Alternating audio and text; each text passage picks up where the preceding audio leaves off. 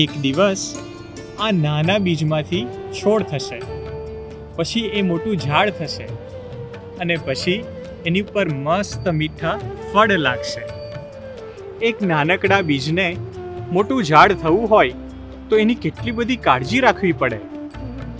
એને સમયે સમયે પાણી આપવું પડે, પછી એમાં ખાતર નાખવું પડે, એની આજુબાજુ નિંદન કરવું પડે. એક છોડના જતન માટે જો આટલી બધી કાળજી રાખવી પડતી હોય તો આત્માના જતન માટે તો કેટલો બધો પરિશ્રમ કરવો પડે. આપણા આત્માના પોષણ માટે, આપણા આત્માના જતન માટે ગુરુહરિ સ્વામીશ્રીએ પડે પડ આપની કાળજી રાખી છે. તો ચાલો આજે એ સ્વામીશ્રીની પરાભક્તિનું દર્શન કરીએ.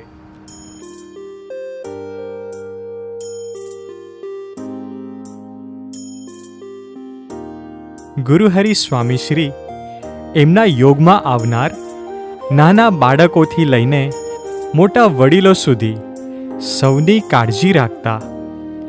નાના બાળકોના અભ્યાસથી લઈને વડીલોની તબિયત સુધીનું બધું જ ધ્યાન સ્વામીશ્રી જાતે રાખતા.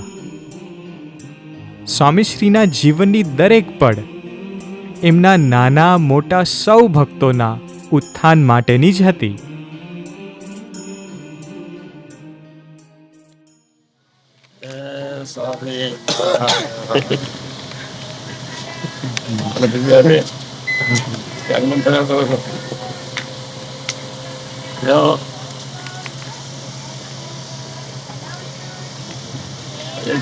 તમારી મારી દીદી સમજાવે છોકરા મળે ને એ આપીને અમે વાતો કરવાની. હા, ફરજિયાત બીજી વાતો નહીં કરવાની. પછી આપણે જો બોલાવો હતો.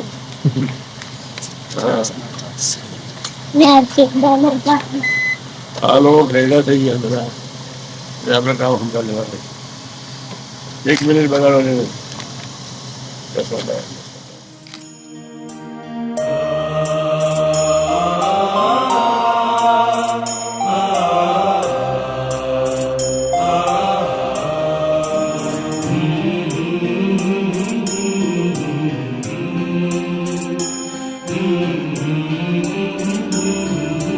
મારું નામ રાજન છે. હું હ્યુસ્ટનમાં રહું છું. નાના હતા ત્યારથી સ્વામીશ્રી દર વર્ષે હ્યુસ્ટન ઘરે પધારે. જ્યારે જ્યારે સ્વામીશ્રી ઘરે પધારે ત્યારે અમારા સૌનું અનેક રીતે જતન કરતા અને કાળજી રાખતા. સ્વામીશ્રી અને મારા દાદા રમન દાદાના ઇન્ટરેક્શન અને વાર્તાલાપ ખૂબ જ દર્શનીય છે. એવી એક સ્મૃતિ 2018ની છે. 2018માં એક દિવસ સ્વામીશ્રી થાળમાં બિરાજમાન હતા. સામે દાદા ચેર પર દર્શન કરી રહ્યા હતા અને સ્વામીશ્રીએ દાદા પર દ્રષ્ટિ કરીને એક સરસ સ્મૃતિનું દર્શન કરાવ્યું. બાપા કેટલું ચાલે? બોલું ચાલે? અહીંયા ચક્કર માર સાડી અંદર ઘરમાં બોર્ડ ચક્કર માર. આ મકાનથી પેલે મકાન ના પડે? હા શું? હે? હા જમવાનું ત્યાં આપો, હા ત્યાં લઈ જાઓ. એ ચલાવો, એટલું ચલાવો. હા હા, ફેસમાં એકદમ એવું છે નહીં. ફેશનમાં એવો છે કે જે તકલીફમાં છે એવું દેખાતો નથી. અશક્તિ આવી ગઈ છે, એનો કોઈ પ્રશ્ન નથી.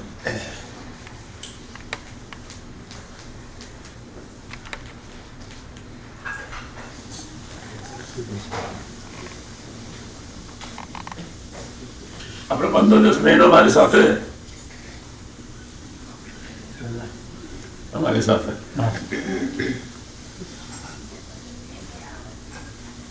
ફેસ એવું કે છે એમને એવી તકલીફ નથી કે ના ચાલી શકે. મારા કરતા એમનો ફેસ ઉજળો છે, લેડીઝ છે, હું બહેનો રાખું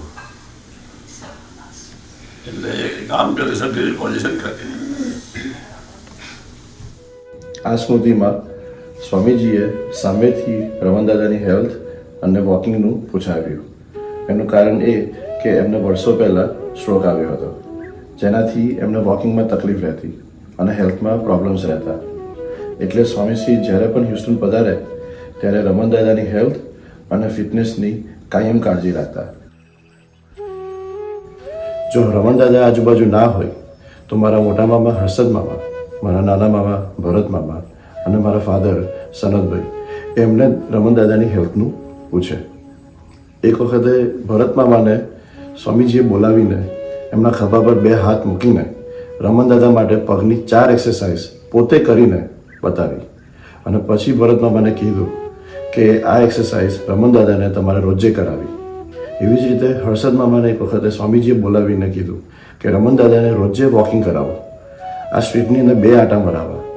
ડિટેલમાં સમજાયું કે આ સ્ટ્રીટમાં આ ખૂણેથી આ ખૂણે તમારે રમણ દાદાને 2 આંટા મરાવવાના.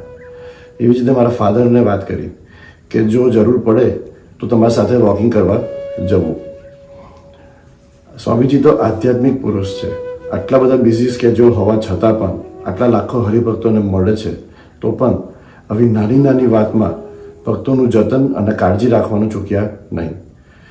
સ્વામીશ્રીની હરેક ટ્રીપમાં અને હરેક ક્રિયામાં ભક્તોની પરાભક્તિનું દર્શન થાય છે.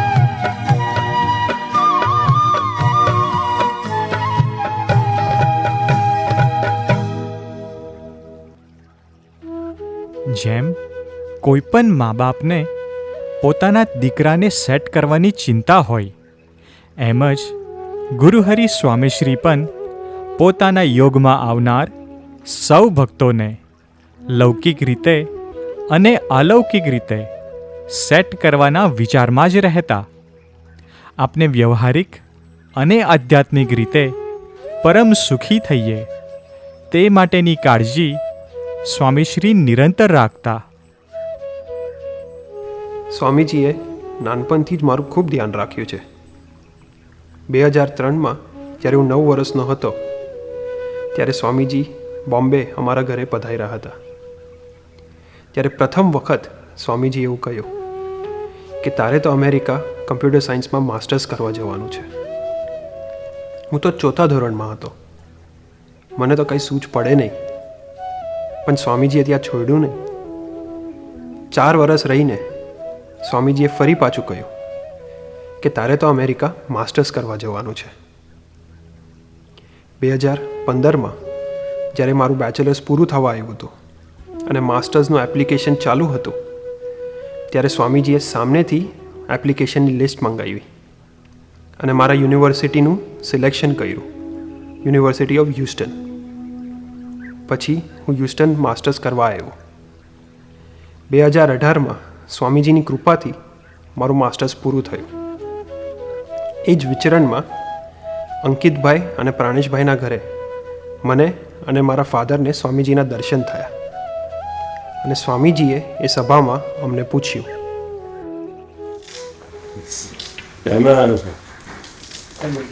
હ્યુસ્ટન 2 વર્ષથી સ્ટડી અહીં કરું છું. પછી આપની કૃપા. ગણપતિ કો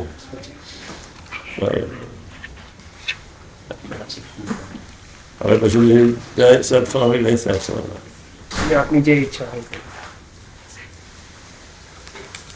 હું પૂછું છું તમે શેર થવાનો છો કે ત્યાં શેર થવાનો છો?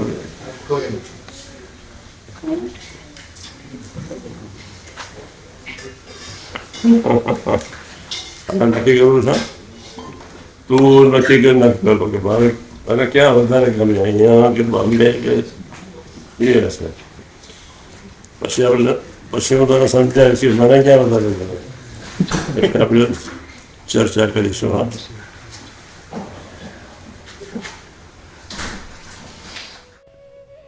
2003થી 2018 15 વર્ષ સુધી સ્વામીજીએ મારી ચિંતા કરી છે.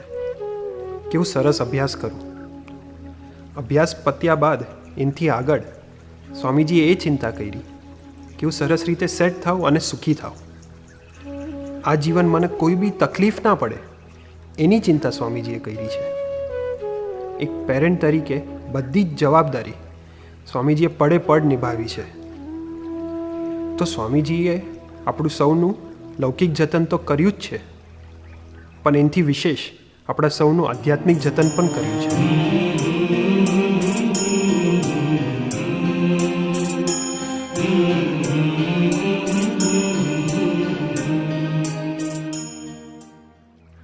જુલાઈ 11, 2018ના રોજ સ્વામીજી હ્યુસ્ટનમાં હતા.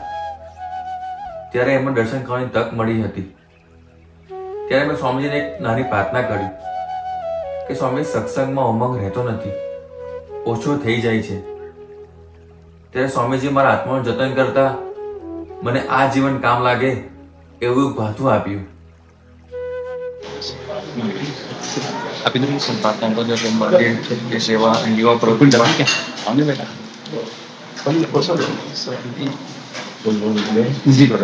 તો રહી છે પણ ઉમંગ લગી જાય છે.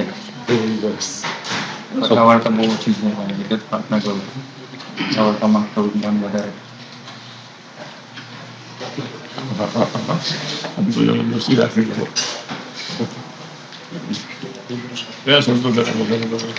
પ્રમોશન પ્રમોશન હાજી બહુ જરૂર છે. હાજી પૂરી કરાવી હાજી સર પતન થઈ પહેલા ના કરે. હાજી સર. આ સ્મૃતિ દ્વારા સ્વામીજી મને એ શીખવાડ્યું કે જીવનમાં સુખી થવું હોય તો સંતો સાથે દોસ્તી રાખવી જ પડે અને આ જીવન આધ્યાત્મિક માર્ગે ચલાવવાની સૂઝ મળે, બળ મળે અને હું ભૂલકું બનું તે માટેની જવાબદારી સંતોને સોંપી અને મારા આત્માનું ઉત્થાન માટેનું પ્લાનિંગ પણ સ્વામીજીએ કર્યું. આવું જતન ખાલી મારા એકલાનું નહીં, એમના યોગમાં આવનાર હરેક ચૈતન્યનું કર્યું છે.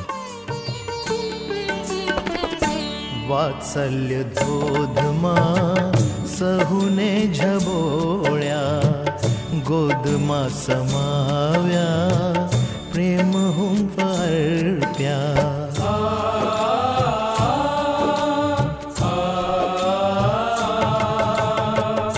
સેવા સમર્પણની સાચી સુझ દીધી, ભક્તિ નિધિએ પ્રભુ ભક્તિ ચીધી. કથા શ્રવણને ગુણોના કીર્તન, નામ સ્મરણને હરિપાદ સેવન, અર્ચનને વંદન, દાસ્યને સખ્ય, આત્મનિવેદન શીખવ્યા આરાધન. નેતિ નેતિ રે સ્વામી કરુણા આપની. નેતિ નેતિ રે સ્વામી કરુણા આપની.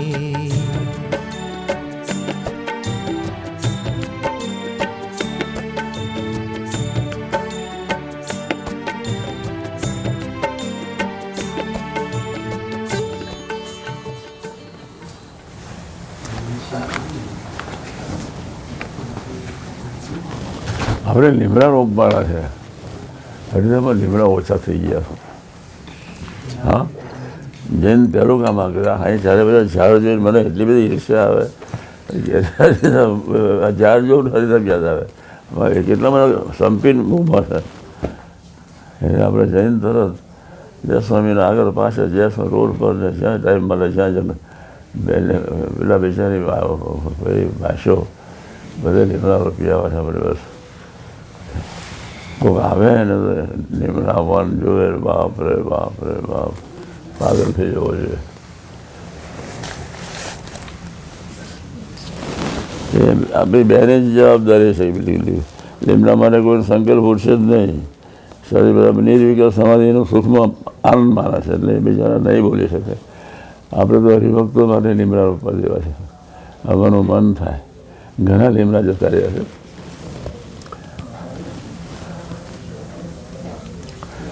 પેલું આગલું સામેવાળું ખેતર છે ને, એમાં લીમડા રોપી દઈએ 20-20 ફૂટે. ત્યાં તો સભા મંડપ કાયમ. હા, એને ઠંડક આવે. આ બાજુના ખેતરમાં રોપી દે, માસા કુદરતની શાંતિથી. સ્વામીશ્રીનું વિચરણ એટલે પરાભક્તિનું બે નમૂન દર્શન. આપની સાનુકૂળતા સચવાય તે માટે સ્વામીશ્રીએ ક્યારેય પોતાની પ્રતિકૂળતા સામે નથી જોયું. આપણને ગરમી ના લાગે તે માટે લીમડા રોપવાનો વિચાર તો કેવળ સ્વામીશ્રીને જ આવે. જે પુરુષ આપના દેહની આટલી કાળજી રાખતા હોય એ આપના આત્માનું તો કેટલું જતન કરતા હશે. આપના આત્માનું પોષણ કરવા માટે સ્વામીશ્રીએ કથા વાર્તાનો ધોધ વહેવડાવ્યો છે. આપણા માટે ગોષ્ઠી કરવાનો ઉમંગ એમનો ક્યારેય ઓછો થયો નથી. આજ 2018ના હ્યુસ્ટન વિચરણમાં સ્વામીશ્રી બપોરે એક વડીલને કહે, સાંજના 5-10 જણને ભેગા કરો, અમે થોડી વાત કરીએ. અમે લાડવા ખાવા માટે થોડા ફરીએ છીએ. અમે 2 ટાઈમ ગોષ્ઠી કરીએ જ, એક સાંજે 3:30 વાગે અને બીજી રાત્રે. એમાંથી સત્સંગનો વિકાસ કર્યો. બપોરે અંગત હોય અને રાત્રે બધા જ હોય. પહેલાંની જેમ શરૂ કરી દઈએ. કોઈ સિટી બાકી નથી જ્યાં મેં ગોષ્ઠી ના કરી હોય. કથા વાર્તા તો આત્માનો ખોરાક છે. સ્વામીશ્રી જ્યાં જાય ત્યાં એ આપણા આત્માની માવજત કરવા કથા વાર્તા અચૂક કરતા. આ સમયો 30 મિનિટ નિર્વિકલ્પને ભજન કરીને ઉજવવો છે.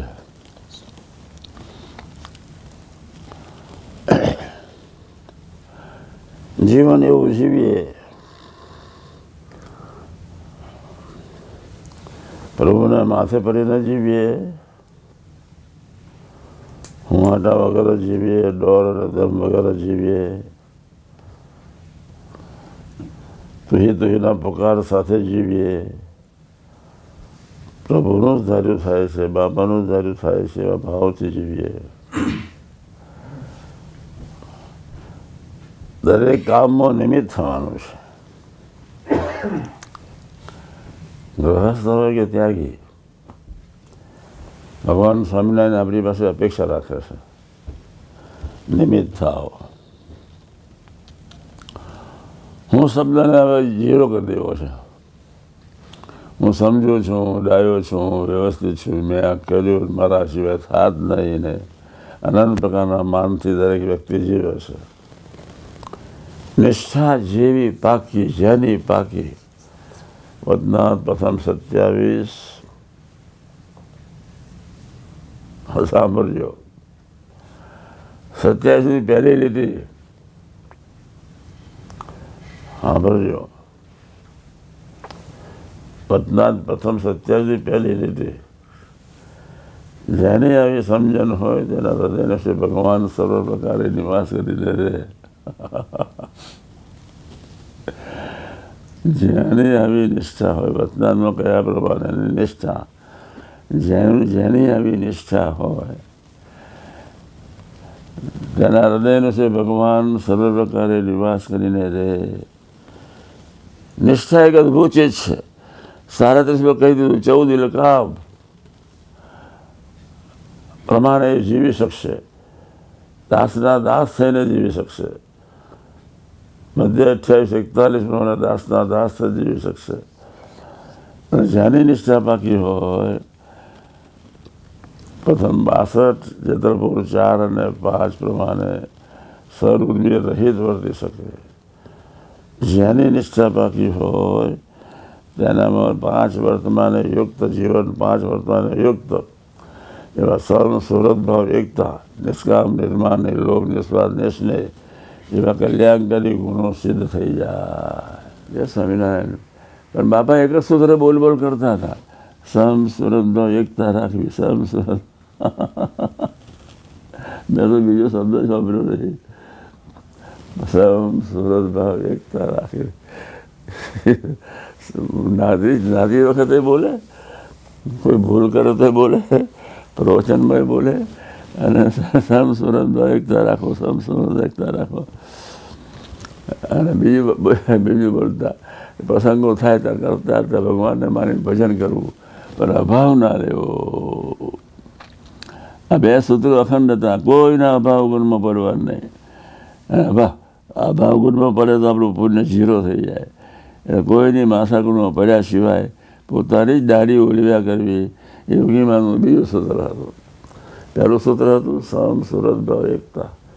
બીજું સૂત્ર હતું પોતાની જ દાઢી સૂચન કરી લેવું, તું આમ વર્તું તો સારું. પછી વારંવાર સૂચન કેટલું કરવાનું? આપણે પોતાની દાઢી ના ઓલવ્યા કરીએ, આપણે પોતાની દાઢી ઓલવ્યા કરીએ તો આપણી યાત્રા વહેલી પૂરી થઈ જાય. ફરી પૃથ્વી પર આવવું જ ન પડે. અક્ષરધામ આનંદમાં અખંડ એ પ્રભુની દુનિયામાં સ્ત્રી અને પુરુષનો દેહ મટી જાય, અક્ષર બ્રહ્મનો દેહ આપણને મળે. આપણે એવા દેહમાં 1 વર્ષમાં જતા રહેવું છે, 5 વર્ષમાં જતા રહેવું છે, 10 વર્ષમાં જતા રહેવું છે, પણ આપણે જતા રહેવું છે. કોઈની માથાકૂટમાં પડવું નથી, 1 સેકન્ડ મૂળતા જવું નથી. કોઈને કહેવું હોય મીઠાશી કહીએ, પ્રેમથી કહીએ. પોતાનો દીકરો હોય તો થોડું ગરમ થઈને કહીએ, પણ વિવેકથી કહેવાનું. કોઈની સાથે કોઈનો અભાવ ગુણમાં નહીં જવાનો, અરુચિમાં નહીં જવાનું. આપણે એના માટે આવ્યા નથી. આપણે સુરતમાં વધારવા આવ્યા છે, દાસ થઈને સેવા કરવા આવ્યા છે. આટલું જ આપણે કરતા રહેવાનું છે.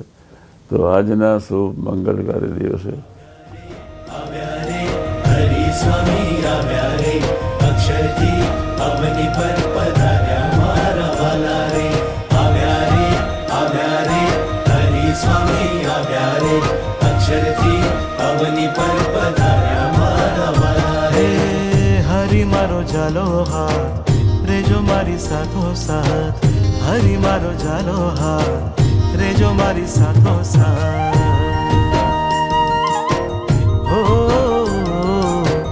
હરિ મારો ઝાલો હાથ રેજો મારી સાથો સાથ. હરિ મારો ઝાલો હાથ રેજો મારી સાથો સાથ. કર જોડી બીનવું, કર જોડી બીનવું સુણજો વાલા. કરું કોટી વંદન કરું કલાવાલા. હરિ મારા વાલા. હરિ મારો ઝાલો હાથ રેજો મારી સાથો સાથ. હરિ મારો ઝાલો હાથ રેજો મારી સાથો સાથ. કર જોડી બીનવું સુણજો વાલા. કરું કોટી વંદન કરું કાલાવાલા. હરિ મારા વાલા. હરિ મારો ઝાલો હાથ રેજો મારી સાથો સાથ. હરિ મારો ઝાલો હાથ રેજો મારી સાથો સાથ.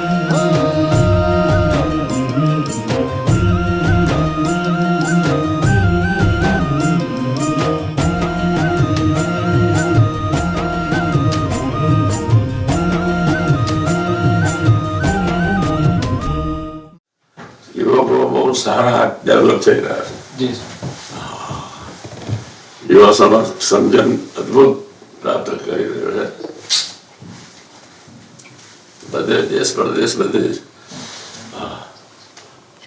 આપણે ભગવાન સ્વામિનારાયણ યોગીરાજ બહુ રાજી થતા છે. એ સમજણ પર જાય બધા.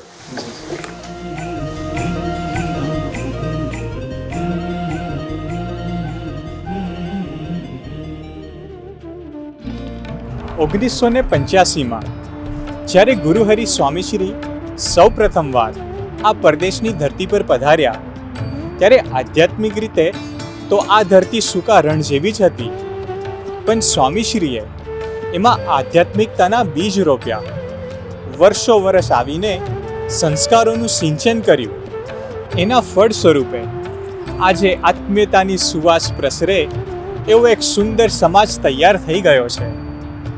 સ્વામીશ્રીએ કહ્યું કે યુવકો સરસ ડેવલપ થઈ ગયા, સમાજ સરસ ડેવલપ થઈ ગયો, પણ એનું સગડું શ્રેય તો સ્વામીશ્રીના અથાગ પરિશ્રમને જાય છે. સ્વામીશ્રીએ વર્ષો વર્ષ અનંત રીતે આપની માવજત કરી છે, સદાય આપની કાળજી રાખી છે. એનું ઋણ તો આપણે ક્યારેય ચૂકવી શકીએ એવું નથી જ, પણ એ સ્વામીશ્રીના ઋણને આપની આંખોની સમક્ષ રાખીને એમના ગમતા પ્રમાણે જીવીએ તો સ્વામીશ્રીના હૈયે હાશ થઈ જાય.